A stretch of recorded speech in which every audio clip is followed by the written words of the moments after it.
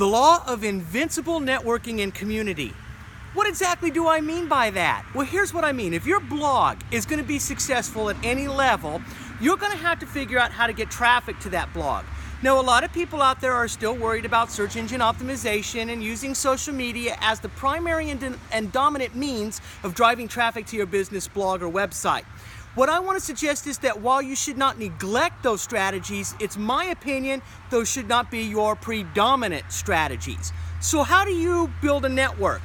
Well, there's a lot of different ways to do that, but the first and foremost way is to go back through that process we talked about back in video 1, where you identify who your target audience specifically is through the process, right? You're not guessing, you're not making it up, you are actually tangibly and predominantly understanding exactly who those people are. Maybe it's a single mom, maybe it's a career man who is doing all kinds of things, figuring out why he's getting laid off in corporate America and is going to start a business, right? There are so many different types of specific audiences that you have to identify the problems that you solve for. So with that said, right, understanding how to find those folks by networking is key. And networking is nothing more than finding those who serve the same audience you do, but in a different way.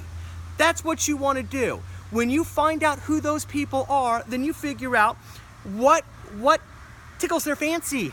What gets them going? What makes them excited about your message? Do they resonate with it? And I'm going to tell you, folks, if they serve the same audience you do, but in a different way, and they see the value that you're bringing to your audience and the value that you can bring to their audience, then you figure out how to be the initiator. How do you start including them in your content? How do you start engaging with them and giving them the value that they need that tips the scales so that ultimately you have a unique relationship, you have a unique friendship, and sometimes it happens quick, and sometimes it takes a long time, right? It's no different than any other type of relationship that you're trying to build, that you're trying to earn with people.